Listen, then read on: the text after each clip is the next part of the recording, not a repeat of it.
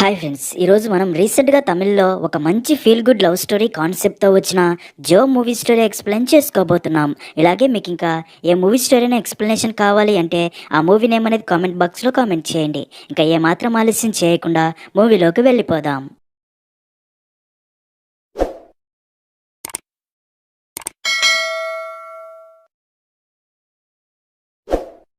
Movie start అవ్వగానే inter schools మధ్య competition జరుగుతూ ఉంటాయి. అయితే ఇక్కడే మనకి మన మూవీలో మెయిన్ క్యారెక్టర్ అయిన జోని చూపిస్తారు. అయితే జో కూడా తన ఫ్రెండ్స్తో కలిసి ఆ కాంపిటీషన్స్లో పాల్గొనేందుకు ఆ కాంపిటీషన్స్ జరుగుతున్న స్కూల్కి వచ్చి తమ పర్ఫార్మెన్స్ కోసం రెడీ అవుతూ ఉండగా అప్పుడే జోకి అలాగే అదే స్కూల్ స్టూడెంట్స్కి మధ్య చిన్న గొడవగా స్టార్ట్ అయ్యి అది రెండు స్కూల్ స్టూడెంట్స్ మధ్య పెద్ద గొడవగా మారడంతో అక్కడ టీచర్స్కి ఆ విషయం తెలిసి వారిని కంట్రోల్ చేస్తారు. దాంతో జో అండ్ తన ఫ్రెండ్స్ అక్కడ నుంచి పారిపోయి వచ్చేస్తారు. సీన్ కట్ చేస్తే మూవీ స్టోరీ 10 సంవత్సరాల ముందుకి వెళ్తుంది. జో అండ్ తన ఫ్రెండ్స్ టెర్రస్ మీద ఫుల్గా డ్రింక్ చేస్తూ ఎంజాయ్ చేస్తూ ఉంటారు. ఎందుకంటే జోకి శృతి అనే అమ్మాయితో పెళ్లి ఫిక్స్ అయి ఉంటుంది. రేపు ఉదయాన్నే పెళ్లి. అందుకే జో చాలా హ్యాపీగా తన ఫ్రెండ్స్కి బ్యాచులర్ పార్టీ ఇస్తూ ఉంటాడు.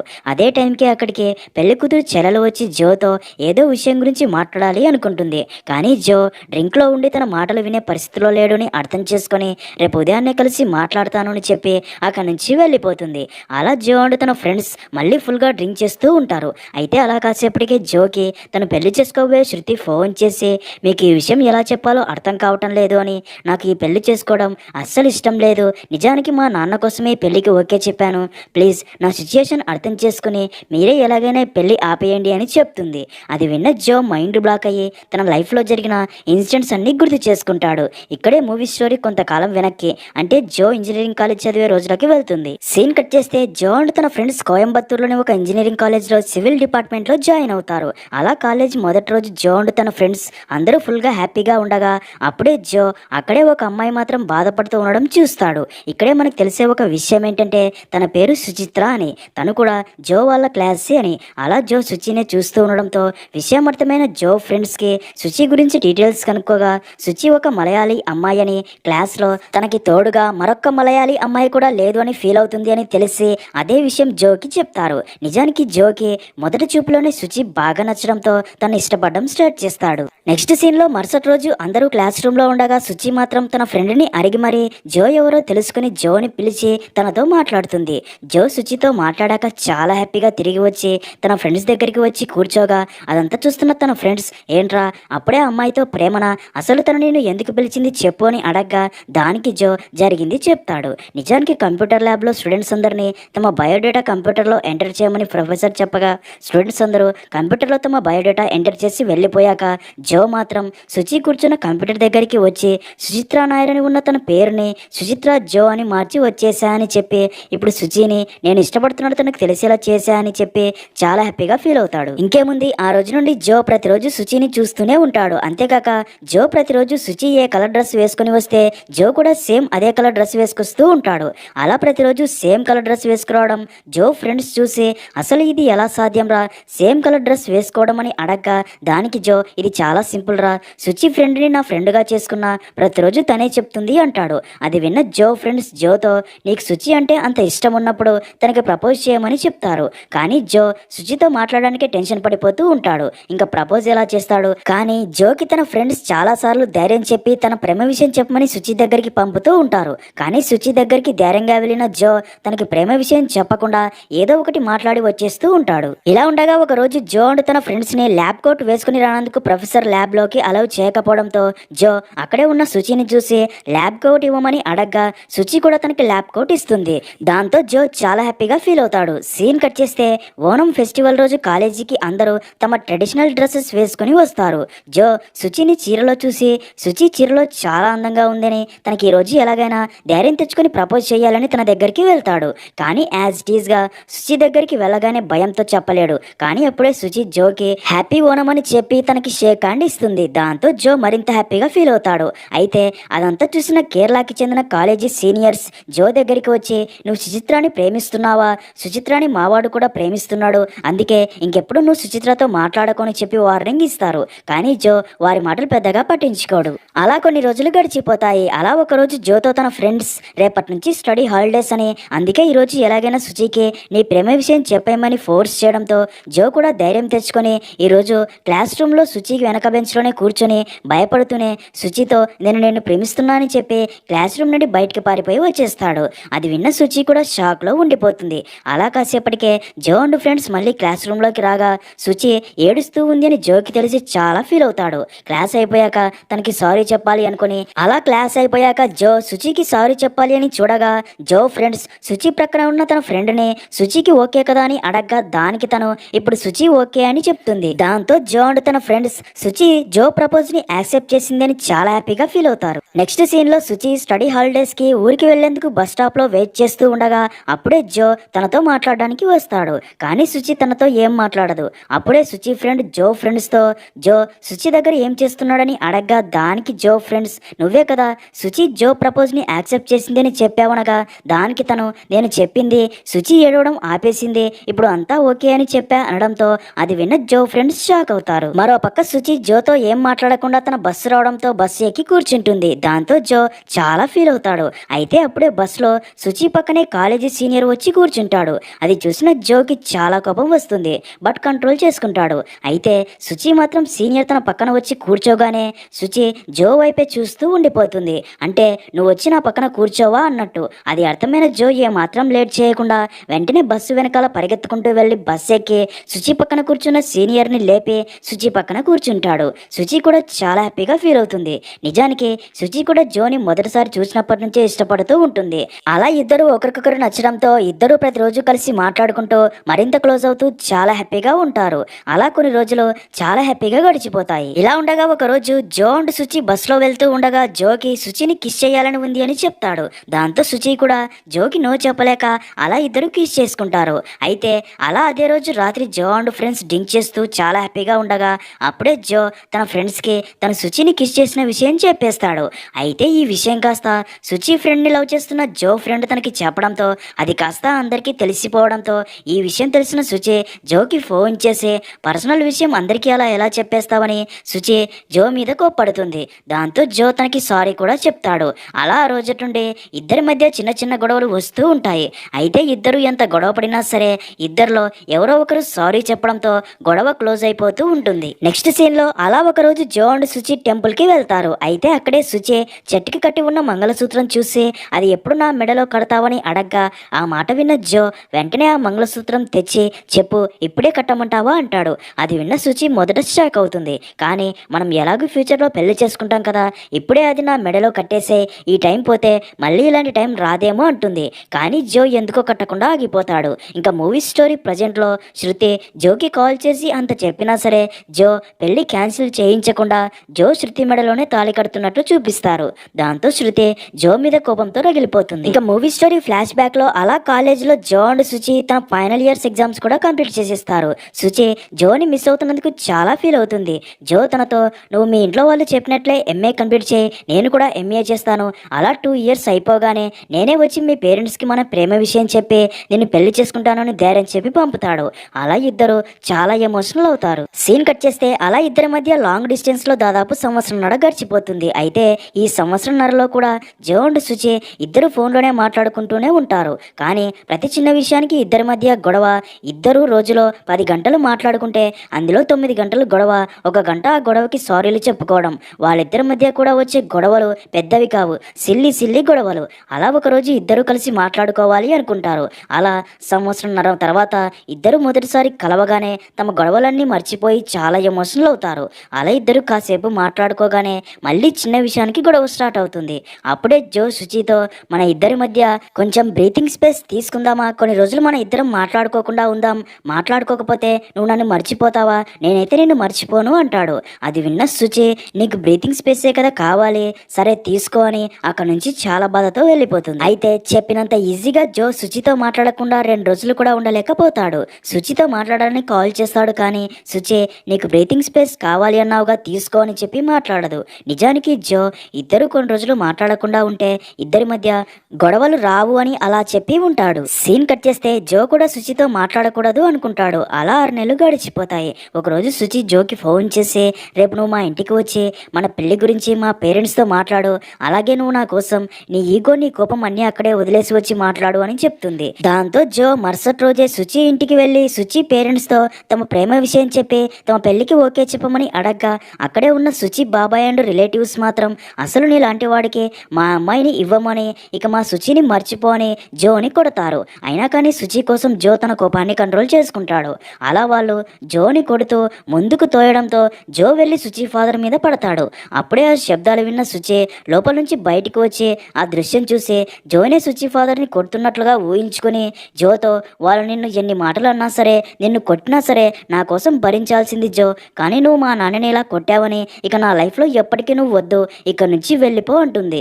అది విన్న జో చాలా బాధతో అక్కడి నుంచి వచ్చేస్తాడు. ఆ రోజు నుండి జో శుచి గురించి ఆలోచిస్తూ జరిగింది తలుచుకొని ఫుల్గా డ్రింక్ చేస్తూ బాధపడుతూ ఉంటాడు. జోని అలా చూస్తున్న తన ఫ్రెండ్స్ తనని ఓదారుస్తూ ఉంటారు, కానీ జో మాత్రం శుచిని మర్చిపోలేక చాలా ఎమోషనల్ అవుతాడు. ఇలా ఉండగా ఒకరోజు శుచి మరో వ్యక్తిని పెళ్లి చేసుకోబోతుంది అని, రేపే పెళ్లి అని జోకి తెలిసి షాక్ అయ్యి తన ఫ్రెండ్స్తో రేపు మరొకడు శుచికి తాళి కట్టబోతున్నాడు అంటే మరి నేను కట్టిన తాళి ఏంట్రా అంటాడు. అది విన్న జో ఫ్రెండ్స్ షాక్ అవుతారు. నిజానికి ఆ రోజు టెంపుల్లో శుచి అడిగినప్పుడే జో ఇదే నిజమైన తాళి అనుకోమని శుచి మెడలో కట్టేసి ఉంటాడు. అప్పుడే జో తన ఫ్రెండ్స్తో శుచి నన్ను మోసం చేసినా పర్లేదురా, తనైనా హ్యాపీగా ఉంటే చాలు, కానీ పెళ్లి కంటే ముందే చివరిసారిగా తను ఒక్కసారి చూడాలని ఉంది అని చాలా ఎమోషనల్ అవుతాడు. దాంతో జో ఫ్రెండ్స్ తన బాధని అర్థం చేసుకుని వెంటనే జోని తీసుకుని కారులో కేరళకి బయలుదేరి వెళ్తారు. అలా పెళ్లి రోజు ఉదయం జో శుచి వాళ్ళ ఇంటి దగ్గరికి చేరుకుని ఎవరికీ తెలియకుండా జోని చూడాలని వెళ్తాడు.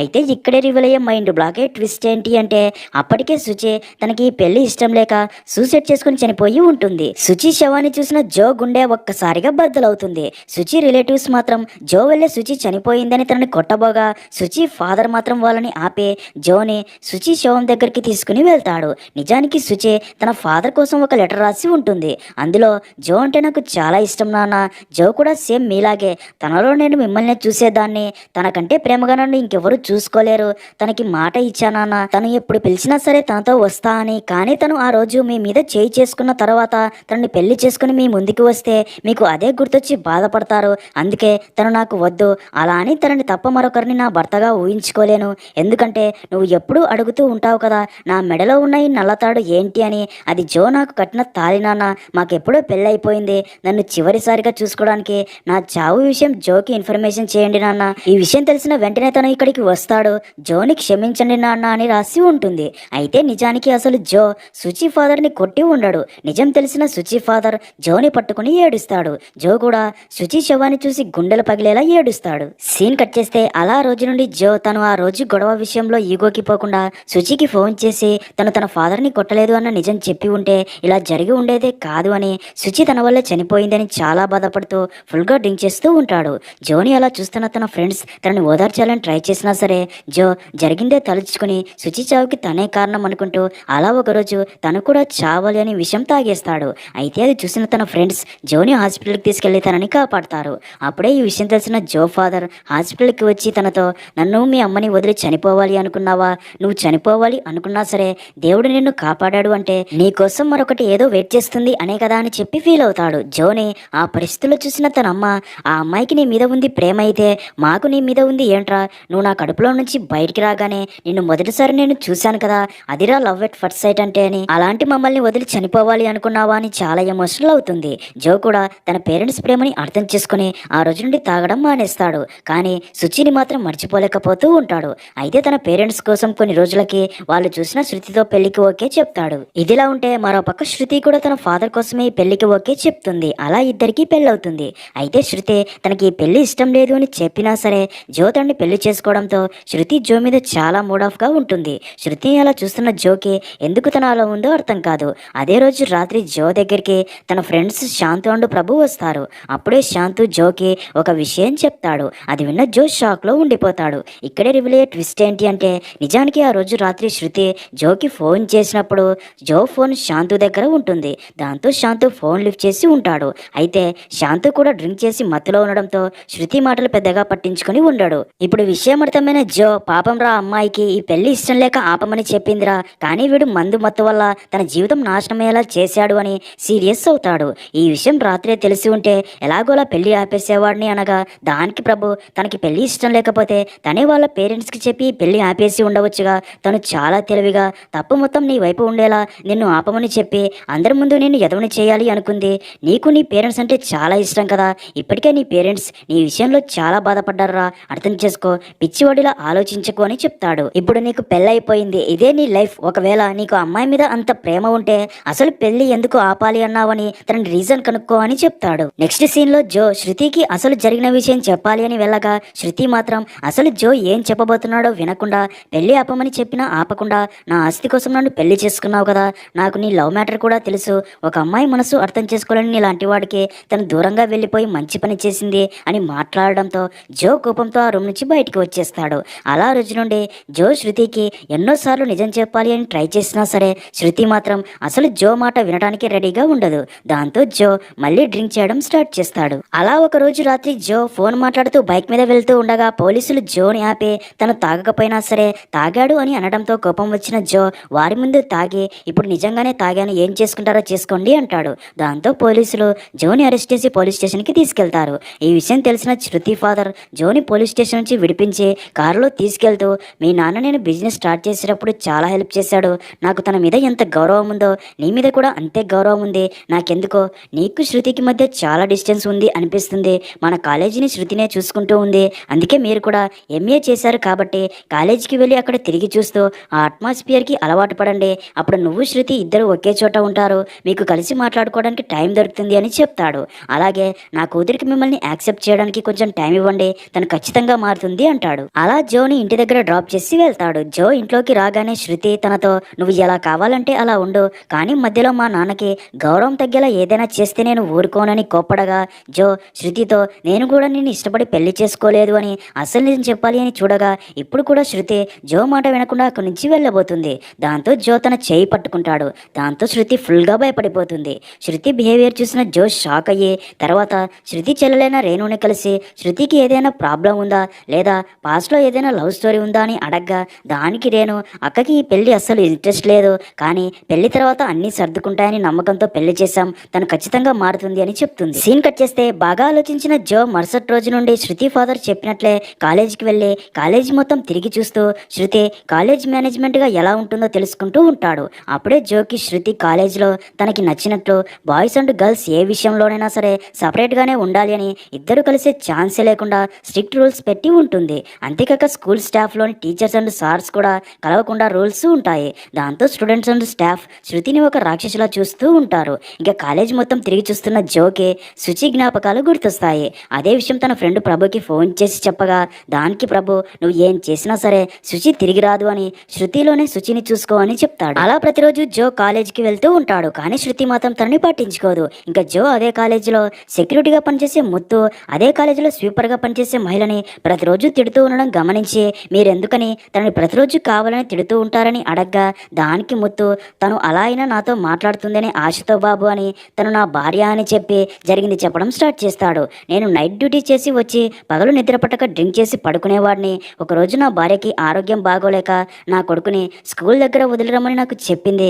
దాంతో బైక్ మీద తనని వదలడానికి వెళ్తూ ఉండగా మత్తులో అనుకోకుండా యాక్సిడెంట్ జరిగి నా కొడుకు అక్కడికక్కడే చనిపోయాడు.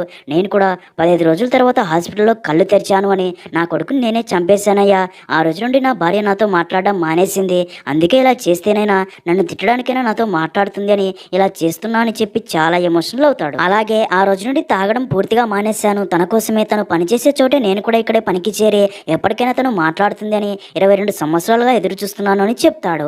అది విన్న జో, తను మీతో ఖచ్చితంగా మాట్లాడుతుందని ధైర్యం చెప్పి తనని ఓదారుస్తాడు. సీన్ కట్ చేస్తే ఒకరోజు శృతి కాలేజ్ స్టాఫ్ అందరితో రాబోయే కల్చరల్ ప్రోగ్రామ్స్ లో బాయ్స్ అండ్ గర్ల్స్ కలిసి పార్టిసిపేట్ చేయకుండా చూడాలి అని చెప్తూ ఉండగా అదే టైంకే సెక్యూరిటీ ముత్తుని అక్కడి స్టాఫ్ లేడీస్ టాయిలెట్స్ లోకి వెళ్ళాడు అని కొడుతూ ఉండగా జోతో పాటు అందరూ అక్కడికి వస్తారు. జో అసలు ఏం జరిగిందో తెలుసుకోకుండా ఎందుకు కొడుతున్నారని అడుగుతాడు. అప్పుడే అక్కడికి ముత్తు భార్య వచ్చి, నాకు తల తిరగటం వల్ల పని చేయలేక ఒక పక్కన వెళ్ళి కూర్చున్నాను, అందుకే నా పని చేయకపోతే నాకు జీతం రాదేమో అని తనే నా పని చేయడానికి లేడీస్ టాయిలెట్స్ క్లీన్ చేయడానికి వెళ్ళాడు అని చెప్పి ఏడుస్తుంది. అది విన్న శృతి, ఈ విషయం చెప్తేనే కదా తెలుస్తుంది అనగా అక్కడే ఉన్న స్టాఫ్, అసలు మనం చెప్పేది వింటేనే కదా మేడం అసలు మన ప్రాబ్లం ఏంటో తెలుసుకోకుండా ఉంటారు, అలాంటప్పుడు అసలు నిజం ఎలా తెలుస్తుంది అని చెప్తుంది. అది విన్న శృతి జో విషయంలో తను కూడా అలాంటి తప్పే చేస్తున్నానని అర్థం చేసుకుంటుంది. ఇంకా ముత్తుతో 22 సంవత్సరాల తర్వాత తన భార్య మాట్లాడడంతో తను చాలా హ్యాపీగా ఫీల్ అవుతాడు. నెక్స్ట్ సీన్ లో అదే రోజు రాత్రి జో అండ్ శృతి ఇద్దరు దూరంగా ఉంటూ పడుతున్న బాధని చూస్తున్న రేణు శృతి దగ్గరికి వెళ్ళి, ఆ రోజు నువ్వు ఫోన్ చేసినప్పుడు లిఫ్ట్ చేసింది జో కాదు, తన ఫ్రెండ్ శాంతు అని ఆ రోజు జరిగిందంతా అసలు నిజం చెప్పేస్తుంది. ఇదే విషయం జో నీకు ఎన్నోసార్లు చెప్పాలని చూసినా సరే నువ్వు తన మాట కూడా వినట్లేదు అని చెప్పడంతో శృతికి నిజం తెలిసి చాలా ఫీల్ అవుతుంది. అలాగే మరుసటి రోజు కాలేజీలో తన స్ట్రిక్ట్ రూల్స్ అన్ని తీసేసి కల్చరల్ ఫెస్టివల్లో బాయ్స్ అండ్ గర్ల్స్ కలిసి పార్టిసిపేట్ చేసేలా పర్మిషన్ ఇవ్వడంతో అందరూ ఫుల్గా హ్యాపీగా సెలబ్రేషన్స్ చేసుకుంటారు. సీన్ కట్ చేస్తే అదే రోజు రాత్రి శృతి జోని కలిసి అసలు నిజం తెలుసుకోకుండా నేనే తప్పుగా ఊహించుకుని నిన్ను బాధ పెట్టాను అని సారీ చెప్పి, అలాగే నీ దగ్గర ఒక విషయం దాచాను అని, నా లైఫ్లో ఒక అబ్బాయి ఉన్నాడని చెప్తుంది. నిజానికి శృతి కాలేజ్ డేస్ నుండే ఒక అబ్బాయిని ప్రేమిస్తూ ఉంటుంది. ఇప్పటికీ తన గురించి తెలుసుకోవడానికి ట్రై చేస్తూ ఉంటుంది. విషయం అర్థమైన జో చాలా కష్టపడి శృతి ఎన్నో సంవత్సరాలుగా వెతుకుతున్న తన క్లాస్మేట్ని కనిపెట్టి శృతిని తీసుకెళ్లి శృతికి తనని చూపిస్తాడు. అయితే శృతి తన దగ్గరికి వెళ్ళి తనని చూసి కోపంతో వాడి పేరు మాత్రం చెప్పు అని అడుగుతుంది.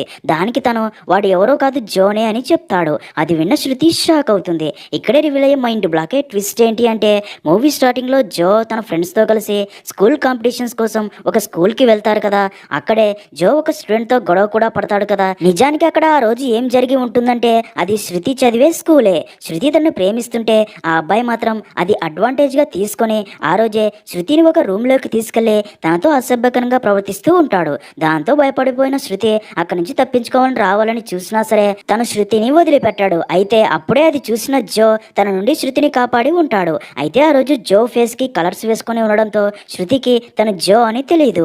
అందుకే ఆ రోజు నుండి 22 సంవత్సరాలుగా తను కాపాడింది ఎవరో తెలుసుకుని తననే పెళ్లి చేసుకోవాలి అని తను ఎవరో తెలిసిన తన క్లాస్మేట్ కోసం వెతుకుతూ ఉంటుంది. అలా ఇప్పుడు చివరికి తనని కాపాడింది జో అని తెలిసి శృతి చాలా హ్యాపీగా ఫీల్ అయ్యి ఫుల్గా ఎమోషనల్ అయ్యి తనని హక్ చేసుకుంటుంది. అలా ఇద్దరూ కలిసిపోతారు. అలా అక్కడితో మూవీ అనేది ఎండ్ అవుతుంది.